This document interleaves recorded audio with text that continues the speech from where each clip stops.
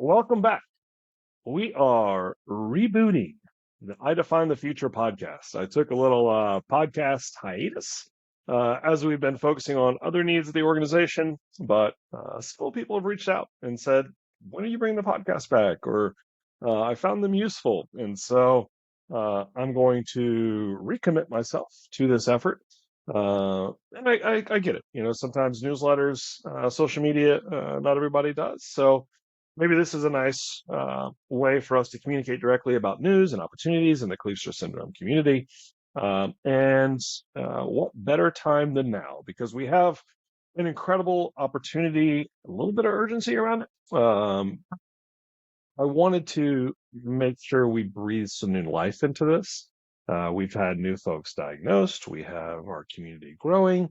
And it's just an extra touch point for us to provide insights and understanding about the endeavors that we're pursuing, about opportunities that exist, listening to the needs and the feedback of the community. And so here I am doing this solo conversation in the virtual world, and hopefully you find it beneficial. So, as I mentioned, this particular podcast comes with a little bit of sense of urgency. Like there's something happening tomorrow and Saturday, June 23rd, 24th, and one opportunity is on the 25th.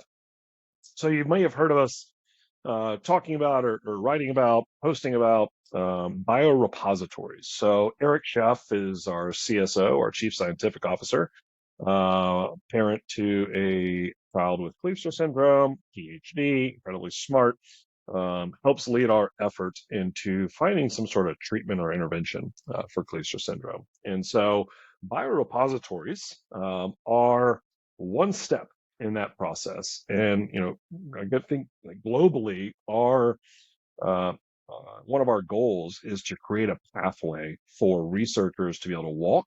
Our goal is to provide them tools and make the job easier to pursue this condition.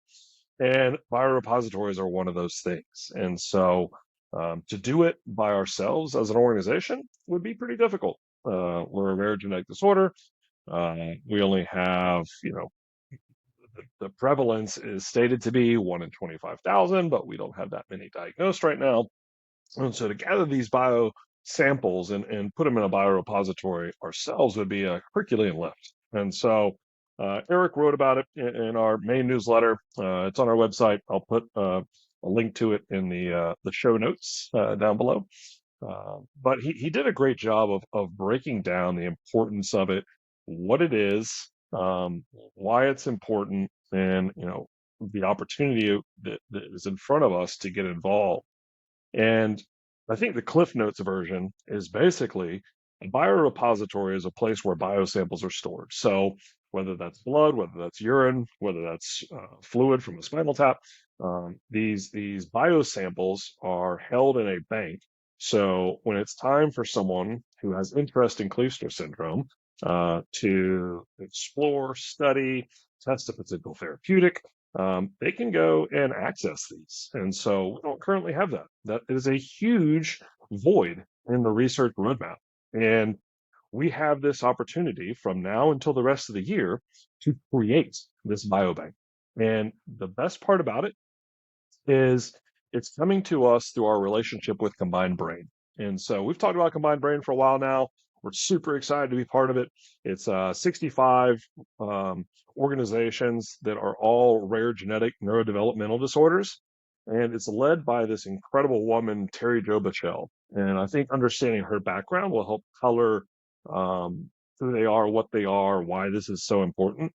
Terry Jo founded CombinedBrain on the heels of her work with an effort called the A-Bomb. So you've heard us reference Angelman syndrome many times. They are one of the gold standards in the rare disease space.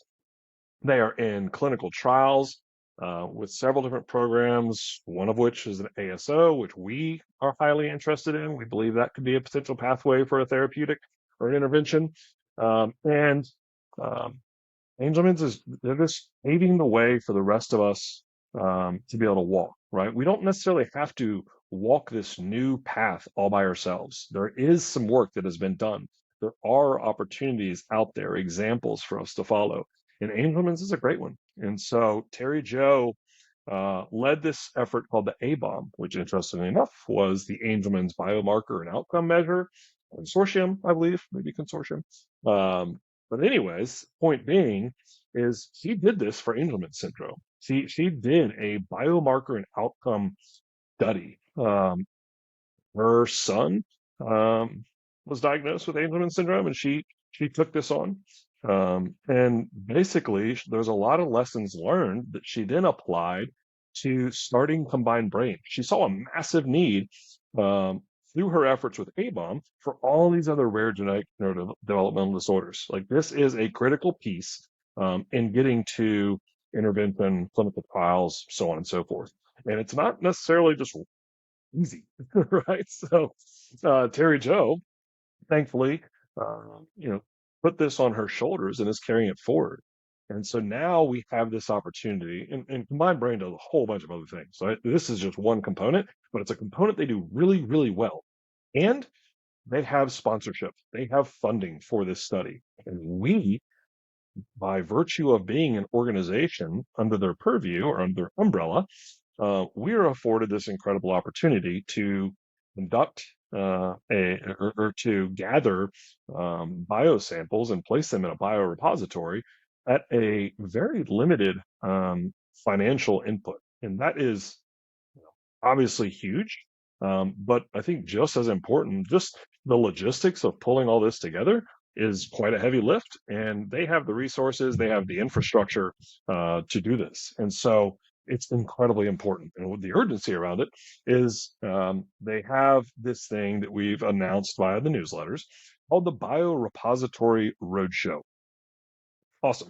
It's happening again from now to the end of the year. And what it is basically they have partnered with a bunch of the organizations under their umbrella that are part of this, CombinedBrain consortium, who are holding conferences throughout the country. And so they're, happening in Florida, they're happening out west, they're happening in the Northeast, they're happening in several different locations. We've posted all those sites, and actually starting tomorrow, 2 of those opportunities exist.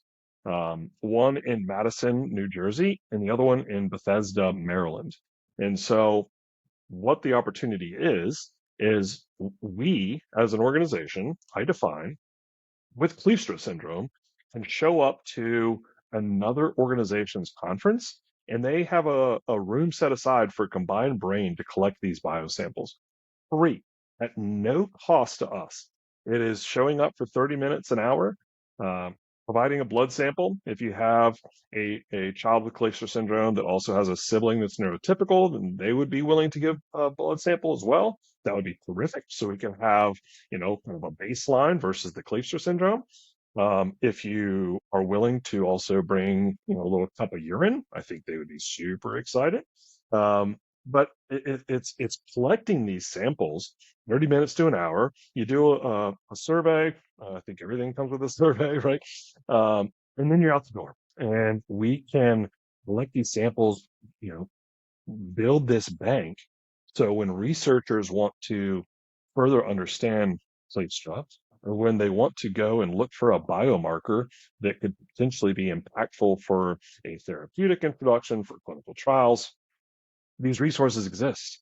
Again, making our condition easy to study is one of the things we as a community, maybe one of the most important things we can do, because we have that information. We have those resources.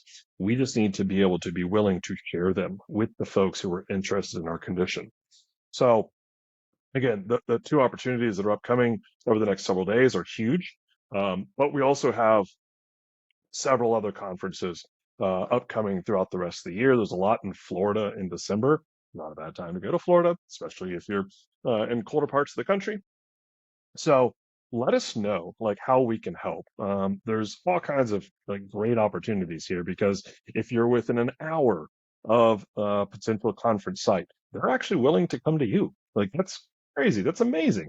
they understand, how it can be burdensome to travel with kids who have Kleefstra or some of these other rare genetic neurodevelopmental disorders. Like they get it, right? And so there's creative ways to participate here. We just need you to raise your hand. And I want to say a massive thank you to the 10 people who have already reached out just from reading it from our newsletters. So I owe you follow up. I'm going to do so. We'll get you plugged in with the Combined Brain team. They'll coordinate it. We're just kind of the conduit here, but ultimately it's a huge win for the Kleefstra syndrome community, the research community. Everybody wins here. So, if you can manage something this weekend, that would be just fantastic. I get it. If not, let's stay close to the communication. Again, please just raise your hand, reach out to us at unlock@idefine.org. And let's make this happen. So I do want to say, while I have you here, a couple of other quick things. And hopefully we're going to create this cadence where it's not just always just me coming to you and talking, although it may happen more often than not. But again, it's to bring you news, it's to bring you activations, it's to encourage engagement with this effort, because there's a lot of really positive things going on. One of our jobs is to do a third job of communicating all the opportunities that are happening, because there's a ton. So I want to make sure that we provide that conduit of communication, whether it's newsletters, whether it's podcasts, whatever way is digestible. We want to make sure that we're presenting it to you. And so, three things as we wrap today. Number one, worldwide map. So this is something that we launched last year. We've got about 600 folks worldwide, about 215, 220 here in the States. Our goal for the worldwide map, an immediate goal, is to have 331. Why 331 in the US? Because ICD-10 code, right? ICD-10 code, we've talked a lot about it. It is an opportunity for Kleefstra syndrome to be recognized within the code. And part of that process is we had to submit an application. Dr. Sid, Dr. Kleefstra, and Eric all participated in this application. It's received really supportive feedback thus far, which is incredibly encouraging. And our hope is that it'll lead to our own designation. And so the ICD-10 committee likes to see a prevalence of 1 in a million here in the US. So that's where that 331 number comes from. We're at 215, 220. We want to make a big push. We want to show that we have, a minimum of 1 in a million. And we also want to show that trajectory of the community continuously growing. And the fact that we have direct engagement with the community is very important to the ICD-10 committee. It's also important to us. Like, we want to know where people are. We want to know how to support you. We want to know if there's opportunities like this biorepository. Who could we reach out to in this particular location that might be able to go to it? Like, all that's really, really important. So if you could please, if you haven't already, go to the worldwide map, sign up, tell your friends that aren't, listening to podcasts or on social media or receiving our newsletter. Like, let's figure out a way to engage and interact with one another. That's a big thing that we could do. Number two, we haven't fully announced it yet. I'll do it here, and then I'll push it out on social media. But I've teased out behind the scenes to several people about having Kleefstra Syndrome Awareness Day recognized in every state in the U.S. So 50 states. We have 25 states accounted for. Folks have said they're willing to submit an application for the proclamation so that September 17th is recognized nationally by every single state. We want to lift awareness. Thank you to those. We have some folks who have said they're going to do it for 5, 6 states. That's amazing. We have the link in our latest newsletter for what you would need to do for your state. I'm looking at you, Hawaii and Alaska, if anybody knows anyone there. And we also have the template drafted. All we need you to do as a resident of the state is submit it to the governor's office. And so, can we get to 50 states? I don't know, but certainly want to try. We want to create as much noise around Kleefstra Syndrome Awareness Day as possible. We want people who have not heard of Kleefstra Syndrome to to hear about it. We want to be seen. That is a big part of our effort with IDefine and any rare genetic disorder is just having people be aware that your child is facing these challenges, right? And then we can start helping build the supports around them. So step one is awareness. These Proclamation Day opportunities are huge in that. And then the last thing is the biorepository. Again, we have 10 folks who have thankfully already said they're willing to participate. Our goal is 30. I'd love to surpass 30 and go to 50. It is just a unicorn opportunity based upon all the inputs required to build something like this. Typically, the relationship with CombinedBrain is just bearing this fruit that I don't know if this kind of opportunity is going to come again in the near future. And so I have this incredible sense of urgency. And again, there's opportunities to get creative here. So let's knock those three things out. Let's do the worldwide map. Let's get the proclamation days applications sent in, and let's do this biorepository. And again, if we can help in any way, unlock at idefine.org. I'm so encouraged, excited to continue to pursue this work. We are making incredible progress. We want to keep updating you about all the progress that is being made, and that'll come by these podcasts. So if you have any questions, if you want to hear a podcast about a particular subject, maybe I'm not the right person to deliver it, but I can find the person that is, and it could be a conversation.